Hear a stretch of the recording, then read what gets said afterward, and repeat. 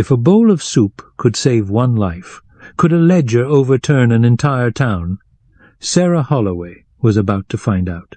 The morning bell counted 7 strikes across Cinder Creek, Colorado, though Sarah Holloway knew no children would answer its call. Late March meant planting season, and the silver mine paid boys $2 a day to haul water buckets.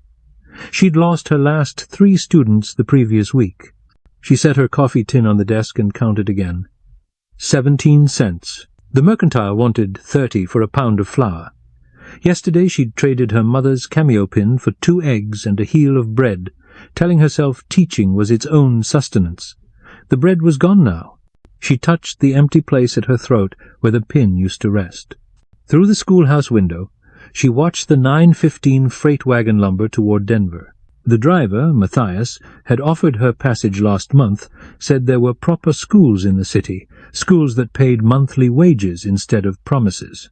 She'd refused then, clutching her letter of appointment from the Cinder Creek School Board like a land deed. Miss Holloway?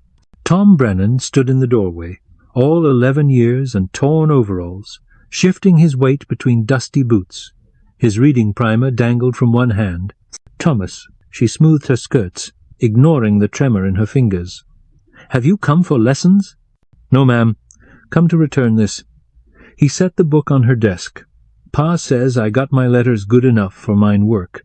Says to thank you kindly." She opened the primer to where they'd left off, page 43, the story about wheat harvest. His pencil marks still crowded the margins, each letter practiced until perfect. "You were passing Latin roots, Thomas. You could—" $2 a day, Miss Holloway. Pa needs it for the mortgage payment." After he left, she pressed her palms against the desk to stop the room from tilting. The water barrel in the corner showed 3 inches. She'd stretched it 2 days already. Outside, the school board chairman's office sat 4 miles down the Denver road. 2 months of wages he owed her, 2 months of teaching to empty rooms. She locked the schoolhouse door and slipped the key under the loose board where she always left it. The sun marked 10 o'clock against the courthouse shadow. 4 miles was nothing. She'd walked it dozens of times. By mile marker 2, her vision started to blur at the edges. She stopped, gripping the wooden post, counting her breaths the way she'd taught the children to count their multiplication tables. The road stretched ahead, shimmering in the spring heat that had come too early this year. "Et mille marker 4 her knie spooklede." She had time to think how the packed dirt looked like a featherbed before darkness took her. The first thing she heard was a horse snorting, then wheels creaking to a stop. The sun had shifted, maybe noon now, maybe later. She tried to push herself up, but her arms wouldn't hold. "Easy there." A shadow fell across her face. Worn boots, canvas pants, the smell of wood smoke and something else, salt pork. Her stomach clenched hard enough to bring tears. "Can you sit?"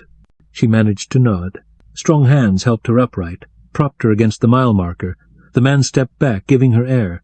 He was older than her 23 years by maybe a decade. Sun weathered in the way of men who lived under open sky. A chuck wagon waited behind him, pots clanging softly from its hooks. "When do you last eat?" His voice carried a trace of Texas drawl. Pride rose in her throat, the automatic response. "This morning." But the lie died when she tried to swallow. 3 days. Some bread 3 days ago. He didn't comment, just walked to his wagon and pulled down a pot. Got a beef bone that's been simmering since dawn. Nothing fancy. "I haven't any money." Didn't ask for any. He was already building a small fire beside the road, movements efficient as a schoolroom drill. "Name's Jake Thornton. Run supplies between the mining camps." "Sarah Holloway. I teach at—" She stopped. Could she still claim to teach when her schoolhouse sat empty? "I teach." While the soup heated, he asked no questions. She watched him work, noting the careful way he measured salt, the clean cloth he used to wipe the bowl. When he handed her the soup, she forced herself to sip slowly, though her body screamed for her to gulp it down. "There's more," he said, when she'd emptied the bowl. "But best to wait a spell. Let that settle."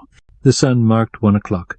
She could make it to town still, collect her wages, maintain her dignity. She stood, and the world tilted again. I need to reach the school board office. That'd be Carlson's place.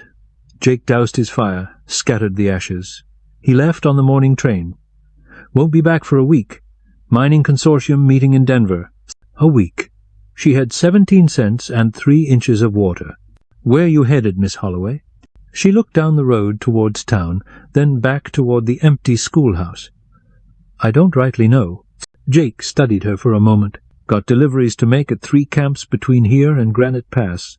Could use someone to handle the tallies, keeping track of who owes what. $5 for 3 days' work, plus meals. $5. More than she'd seen in 2 months. But taking it meant admitting defeat, leaving her post, abandoning the promise she'd made to bring learning to Cinder Creek. The schoolhouse will still be there in 3 days. He was already climbing onto the wagon seat. You coming or not? She looked at the primer in her hands. Tom Brennan had pressed it back into her grip as he'd left. Page 43 still waited, the wheat harvest story half past. She climbed up beside Jake, her mother's voice echoing, A lady doesn't ride with strange men, but a lady also didn't collapse from hunger on public roads. The first mining camp sprawled across Willow Gulch, like spilled matchsticks, all canvas and rough timber. Jake handled the supplies while Sarah tracked the accounts in his ledger. Her penmanship drew stares. One miner said he hadn't seen writing that fine since his mother's Bible. You really a teacher? Asked a boy who couldn't be more than Tom's age, coal dust etched into his nail beds. I am. Could you show me my name? How to write it? She looked at Jake, who nodded. Using a charred stick on a plank, she wrote, Daniel Sawyer. The boy traced it with one finger, reverent as prayer. That evening, Jake made camp beside Chalk Creek. The soup pot came out again, this time with wild onions he'd gathered and jerky from his stores. Sarah ate 2 bowls, her stomach finally unclenching. Why'd you stop? She asked. On the road. You could have driven past. Jake stirred the fire. Horses wouldn't budge. Stubborn creatures know hurt when they see it. He paused. Besides, looked like someone who hadn't given up yet. Just someone who'd given everything. The fire crackled between them. Sarah pulled out the primer, running her fingers across Tom's pencil marks. Jake watched her, then cleared his throat. I never learned my letters proper. Can read some enough for bills of sale. But writing, he shrugged. Sarah opened to page 1. Would you like to learn? The second morning brought rain, turning the mountain road to thick mud. They sheltered under a ledge, the horses stamping and steaming. Sarah had fashioned a teaching slate from a flat stone, using chalk from the creek bed. The letter A, she said, forming it carefully. Think of it like a tent. 2 poles leaning together, with a crossbeam for strength. Jake copied it, his large fingers awkward around the chalk. His first attempt looked like a broken wishbone. The second was better. My mother tried to teach me once, he said, concentration furrowing his brow. But I was always out with the cattle. Figured the land would teach me what I needed. And did it? Taught me to read weather, read men's intentions, read which streams run true and which run poison from the mines. He tried the A again, cleaner this time. Never taught me to read my own name on a deed. Had to trust the land agent's word when I bought my stake up near Granite Pass. Still wonder if he cheated me. Sarah watched him practice, this man who'd fed her without question, who'd offered work when she had nothing to trade but penmanship. She reached into her bag and pulled out the one thing she'd saved, through everything her teacher's certificate from the normal school wrapped in oilcloth. After we finished the deliveries, she said, I could stay a few extra days, teach you to read that deed properly. Jake's hand stilled on the slate. That's kind of you, Miss Holloway, but... Sarah. The rain drummed harder on the rocks above. And it's not kindness. It's what I do, what I am. He looked at her then, really looked, and she saw him understand something. Not charity, not pity, but exchange. Teaching for meals, letters for shelter, each giving what they had in abundance. Sarah, then. He picked up the chalk again. What comes after A? The third mining camp squatted at timberline where trees gave up trying. Pike's Hollow, they called it, though nobody remembered Pike anymore. The sun marked 3 o'clock when they arrived. Sarah had filled 2 pages of Jake's ledger with transactions, her numbers neat as telegraph code. "Thornton!" A man emerged from the camp office, badge glinting. "About time you showed." Sheriff Dawson was all angles and suspicion, the kind of lawman who'd found his power in a place too small to matter. His eyes fixed on Sarah, cataloguing her worn dress, her place on Jake's wagon. "Ma'am." The word came out like an accusation. "Miss Holloway is handling my accounts," Jake said evenly, "making sure everything tallies proper." "That so?" Dawson stepped closer, tobacco juice staining his whiskers. "Don't recall Jake Thornton ever needing help with his numbers before." Sarah felt the ledger's weight in her lap. 2 days she'd been recording, and already she'd noticed discrepancies. Weights that didn't match, prices that shifted between camps. Someone was skimming, and Jake was taking the loss to keep the peace. "Perhaps Mr. Thornton simply appreciates accurate records," she said. Dawson's eyes narrowed. "You wouldn't be that teacher from Cinder Creek? The one Carlson says has been stirring up trouble about wages? I've requested my pay, if that's what you mean. Carlson's a patient man, but even he has limits. Wouldn't want you giving Jake here any fancy ideas about what he's owed versus what he gets." Jake's hands tightened on the reins, but Sarah touched his arm lightly. She'd faced down school board bullies before. "I find that accurate accounting benefits everyone, Sheriff. Prevents misunderstandings." That evening they camped below Pike's Hollow. Jake had gone quiet since the encounter with Dawson. Sarah prepared their simple meal. She'd learned his routine now, the precise way he liked the coffee grounds settled. "You saw it," he said finally. "In the ledger." "The missing quantities?" "Yes." "Dawson takes his cut.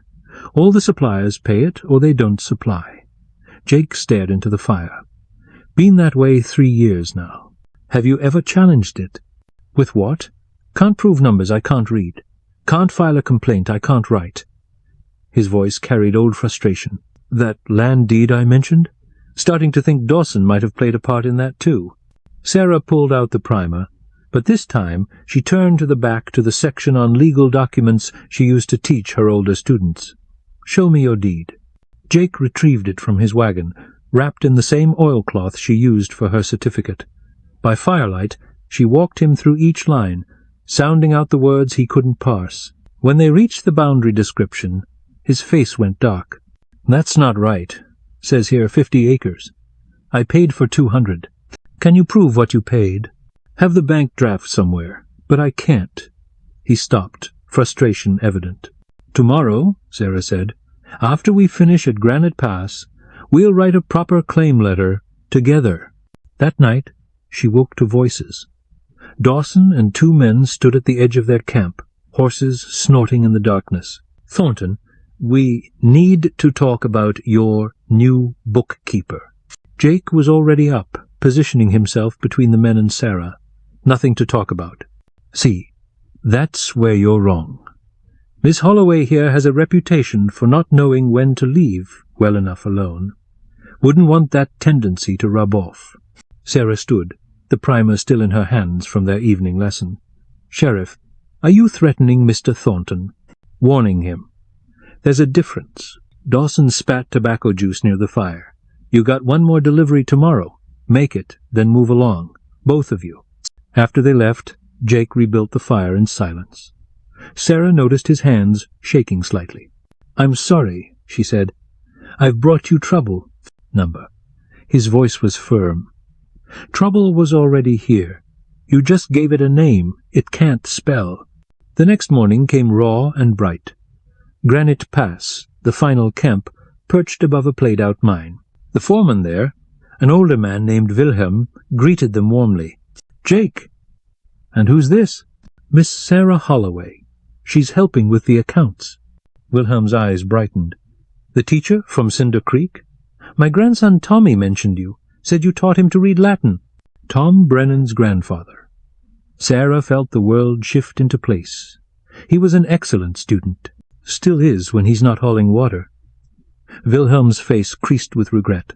"Wished we could keep him in school, but the mortgage—" While Jake unloaded supplies, Wilhelm pulled Sarah aside. "Is it true what Tommy says? You've been teaching without pay? The board promised many things. Carlson's been collecting school taxes for 2 years, but somehow the teacher's salary never materializes. He lowered his voice. There's a group of us been talking. Parents who want better for our children. If we could find a teacher willing to work with us directly. I have a contract with the board. A contract they haven't honored. Wilhelm pressed a folded paper into her hand. Think about it. The paper was a petition, 12 names already signed, promising $2 monthly per family for a teacher who'd commit to staying through winter. $24 a month more than the board had ever promised. On the ride back toward Cinder Creek, Jake was teaching himself to write his full name. His letters were becoming steadier, more confident. The sun marked 4 o'clock. You're going to take their offer, he said. It wasn't a question. I haven't decided. Sarah. He'd started using her given name naturally now. It's good money, decent people. Why hesitate? She watched the road unfold, each mile bringing them closer to her empty schoolhouse. Because taking it means admitting, I failed. That I couldn't make the proper channels work. Or it means you succeeded in spite of them. They were approaching mile marker 4, where she'd collapsed 3 days ago. Jake stopped the wagon without her asking. She climbed down, stood at the spot where she'd fallen. The earth showed no sign of it, already blown smooth by prairie wind. I have something for you, Jake said. He handed her a small leather journal, the kind he used for his ledgers. For your teaching records, the real ones, not the ones the board ignores. She opened it. On the first page, in his careful new script, he'd written, Property of Miss Sarah Holloway, teacher. Jake. A dust cloud appeared on the horizon, moving fast. As it grew closer, they recognized Dawson and his men riding hard from town. But they weren't alone. Carlson was with them, his city suit incongruous on horseback. Thought you might try to sneak back, Carlson called out, reining up sharp. Heard you've been making promises to miners' families, undermining the board's authority. Sarah felt Jake tense beside her, but she stepped forward. I've made no promises. Only listen to parents who want their children educated. You work for the board, Miss Holloway. Your contract, my contract promised wages. Where are they, Mr. Carlson? His face reddened. The town's finances are complex. You wouldn't understand. Try me. She pulled out Jake's ledger, 2 days of meticulous records. I understand numbers quite well. For instance, I understand that 12 families paying $2 each equals $24 monthly. Strange how that exact amount appears in the school tax collection records, yet never reaches the teacher. Dawson's hand moved toward his pistol. You calling Mr. Carlson a thief? I'm calling him accountable. Jake stepped down from the wagon, movements deliberate. Seems like Miss Holloway is not the only one interested in accountability. Been teaching me to read my own papers, Sheriff. Interesting what a man discovers. The air went tight. 4 men against 2, and Sarah with nothing but a ledger and a primer for weapons. The sun dropped lower, casting long shadows. Then Wilhelm's voice rang out. Everything all right here? He came over the rise with 6 other men, all parents from the camps, Tom Brennan's father among them. They arranged themselves quietly behind Jake's wagon. Carlson's horse danced nervously. This is town business, Wilhelm. Education's everyone's business. We've decided to hire Miss Holloway directly, private tutor for our children. She has a contract which you've broken. Wilhelm held up a paper. We've consulted with a lawyer in Denver. Failure to pay wages voids the agreement. Sarah saw the moment Carlson realized he'd lost not just the confrontation but his leverage. A teacher who worked for the families couldn't be controlled by withholding board wages. You do this, he said to Sarah, and you'll never teach in a proper school again. I'll make sure of it. She thought of her empty schoolhouse, 17 cents in a coffee tin, Tom Brennan's pencil marks in the margins. Then she looked at Jake, still practicing his letters every spare moment, and Wilhelm's group, men who worked themselves raw to give their children better. I'm already teaching in a proper school, Mr. Carlson. It just doesn't have walls. The sheriff pulled Carlson's horse around. Come on, nothing illegal here, just folks making arrangements. As they rode off, Sarah's knees nearly buckled again, not from hunger this time, but relief. Jake's hand steadied her elbow. "Where will you teach?" he asked. Wilhelm answered, "Grange Hall in summer, Bowers Barn in winter. We'll make it work. And I'll handle supplies," Jake added quietly. "Books, slates, whatever's needed. Part of my regular route." Sarah looked between them, these men who'd shown up when it mattered. "I'll need 2 weeks to organize. Set up a proper curriculum." "Take 3, Wilhelm said. "We want this done right." 2 weeks later, the Grange Hall overflowed. Sarah counted 23 children and half as many parents, all crowded into a space meant for 10. Tom Brennan sat in the front row, his primer open to page 44 past the wheat harvest story at last. The morning sun marked 8 o'clock through the east window. Sarah had arrived at 6 to prepare, arranging borrowed benches, hanging the alphabet chart Jake had helped her paint on canvas. "Before we begin," she said, "I want to establish our rules." She wrote them on the board Jake had built from salvaged timber. 1. Everyone learns. 2. Older helps younger. Sand. Questions are welcome. 4. Books travel home. "Miss Holloway." A small girl raised her hand. "My pa can't read. Can he come too?" Sarah caught Jake's eye where he stood by the door. He'd been practicing every evening, could now read most of the primer and write basic correspondence. His presence here was no secret. Half the camp knew he was learning his letters. "Anyone who wants to learn is welcome," Sarah said. The door opened wider. 3 miners entered, caps in hand, coal dust still etched in their faces despite their Sunday clothes. Behind them, 2 women with babies on their hips.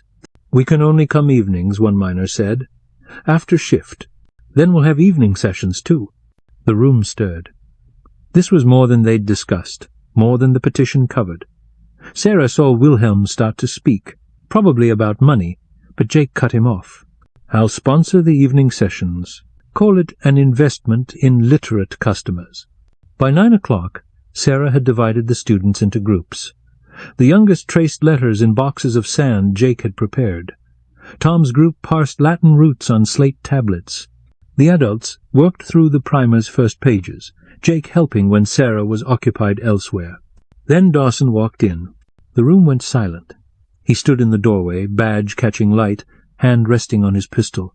"This is an unlawful assembly." "It's a school," Wilhelm said. "Nothing unlawful about education. The Grange Hall's not zoned for educational purposes. You need board approval for any school in this district." Sarah felt the familiar tightness authority using technicalities to maintain control, but this time she wasn't alone. "Sheriff," Jake said, standing slowly, "might want to read the actual ordinance before making accusations." "You telling me the law, Thornton?" "No, sir. Just suggesting you read it." Jake pulled out a paper, handling it carefully. Section 4, paragraph 2, says any building can be used for educational purposes if it's private instruction, not public schooling. Dawson snatched the paper, eyes scanning. His face darkened as he realized Jake was right, and more importantly, that Jake could read well enough to know it. "Where'd you get this?" "Copied it myself from the town records. Miss Holloway taught me how." Jake's voice carried quiet pride. "Amazing what a man can learn when someone believes he's capable."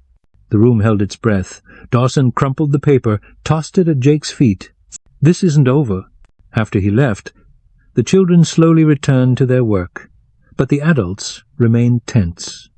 Sarah knew Dawson would return, probably with Carlson, definitely with more threats. "We need witnesses," she said, "official ones. People whose word carries weight beyond Cinder Creek." Wilhelm nodded. "The railroad commissioner's due next week.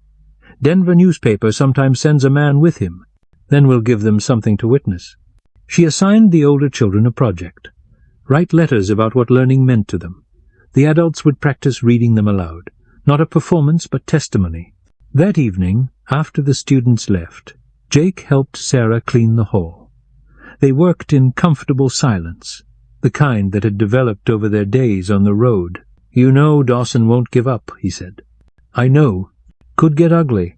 Might be safer if you—" "If I what? Run? Find another empty schoolhouse in another town that won't pay?" She shook her head. "I'm done running, Jake." He studied her, then pulled out his journal, the one he'd bought to practice writing. "Want to show you something?"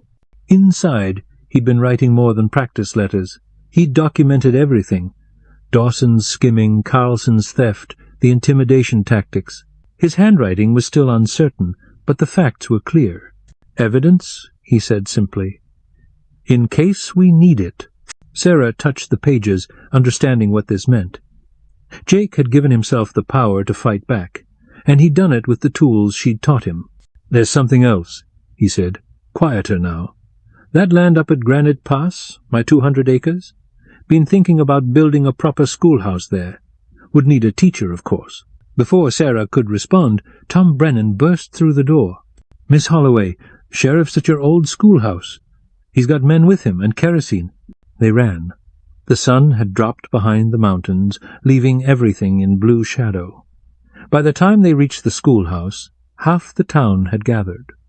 Dawson stood with a torch, Carlson beside him. "Buildings condemned," Carlson announced.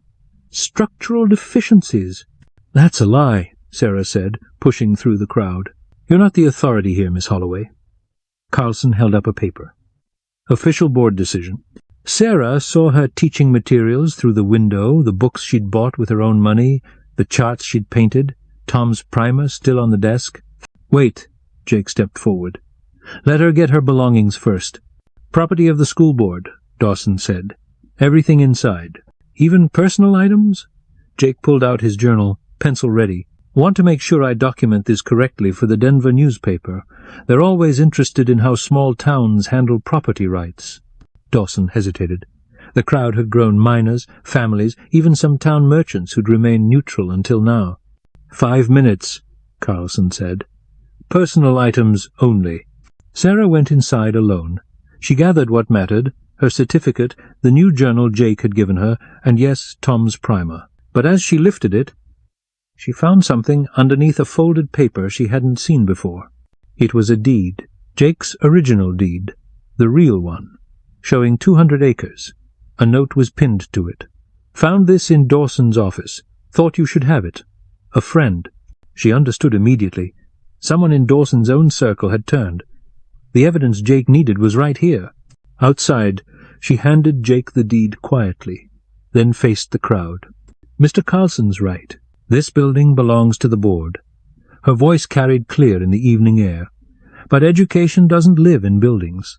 It lives in people willing to learn, willing to teach, willing to stand up for what's right." She pulled out one of the children's letters written that morning. "May I read this before you burn the building? It's from Annie Sawyer, age 8. Carlson started to object, but voices in the crowd called out, "Let her read." Sarah's voice was steady. "Learning to write means I can send letters to my grandmother in Missouri. She thinks I'm still a baby. Now I can tell her I'm big." She read another, then another. Tom Brennan stepped forward and read his own, about wanting to know more than just mine work. Jake read his, simple and powerful. 40. 3 years I signed with an X. Now I sign my name." The crowd had gone quiet. Even Dawson's men looked uncomfortable. Then the railroad commissioner's carriage rolled up a week early. Beside him sat a thin man with a notebook, the Denver newspaper correspondent. "What's the occasion?" the commissioner asked, surveying the scene. Wilhelm stepped forward. "We're witnessing the difference between education and control, Mr. Commissioner." The correspondent's pencil was already moving. "Is it true the town board withheld teacher wages while collecting school taxes?" Carlson went pale. "That's a complex situation." "Seems simple enough," Jake said. He showed the correspondent his journal, the documentation clear even in the failing light. "Also might interest you to know the sheriff's been modifying land deeds." Sarah watched Dawson's hand twitch toward his gun, but the crowd pressed closer. These weren't outsiders, these were his neighbors, the people he'd have to face every day. "Burn it if you want," Sarah said to Carlson, "but know that tomorrow 23 children will still show up to learn. If not at the Grange, then in someone's kitchen. If not with these books, then with charcoal on bark. You can't burn the desire to learn." The commissioner cleared his throat. "Mr. Carlson, I think we need to discuss the district's educational funding tonight." As Carlson and Dawson were led away for questioning, the crowd dispersed slowly. Some patted Sarah's shoulder, others nodded to Jake. The schoolhouse still stood, for now. Jake found Sarah sitting on the steps, Tom's primer in her lap. "You all right?" She looked up at him. "That deed your land. You can fight for it now." "Already am. Wilhelm's brother is a lawyer. Says with the documentation. It's a clear case." He sat beside her. "That offer still stands. About the schoolhouse on my land. Jake, not charity, business proposition. You'd teach the local children. I'd handle supplies and transportation. Fair partnership," Sarah considered. "A real school, purpose-built, on land that couldn't be taken away by corrupt boards. Equal partners?" "Equal." He held out his hand, calloused from years of work, but steady now from weeks of holding a pencil. She shook it, feeling the future settle into place. 6 months later, Sarah stood in front of the new schoolhouse on Jake's land, their land now. After a brief courthouse wedding that had more to do with legal protection than romance, though both admitted the partnership had grown into something deeper. The building was simple but solid. 3 rooms, real windows, a bell Jake had salvaged from an abandoned mine. Tom Brennan had helped paint the sign.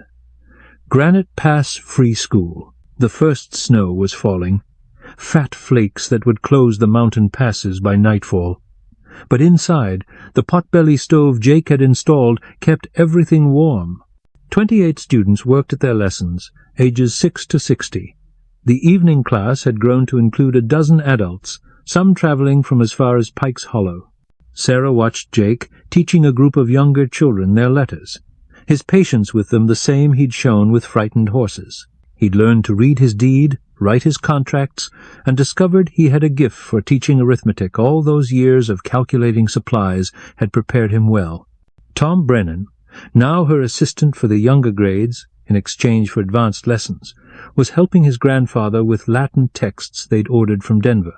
The correspondence article had brought donations, books, slates, even a small stipend from a reform-minded philanthropist in the capital. "Miss Sarah?" Annie Sawyer tugged her skirt. "I mean, Mrs. Thornton?" my grandma wrote back. Sarah read the letter with Annie, sounding out the harder words together. Through the window she could see the empty Cinder Creek schoolhouse in the distance. Carlson had lost his position after the investigation, Dawson had fled to California, and the new board had offered Sarah triple wages to return. She'd declined. That schoolhouse had taught her something valuable. Education didn't need permission from people who saw it as control. It needed only willing hearts and stubborn hope. Jake caught her eye across the room and smiled, the expression still rare enough to warm her more than the stove. He'd written something on his slate, held it up for her to see. "Partner," she wrote back on her own. "Teacher." He amended his. "Partner, teacher, mine." She amended hers. "Teacher, partner, yours." The snow continued falling, blanketing the world in fresh possibility. Sarah rang the brass bell not to summon students, but to mark the moment. Every head lifted from their work, and in that pause she saw it clearly. The harvest she'd nearly died trying to plant. Not in the building that had rejected her, but here, in the place where soup and kindness had saved her. "Back to work," she said gently, and the scratching of pencils resumed, each mark a small rebellion against those who'd say some people didn't deserve to learn. Outside, the chuck wagon sat under a lean-to Jake had built, the same pot that had held her salvation, now serving lunch to students who walked miles for their lessons. Some things, she'd learned, were worth the hunger that brought you to them. Some things were worth the falling, if it taught you how to stand. If you'd like more stories like this, stay a while. I'll tell the next one tomorrow night.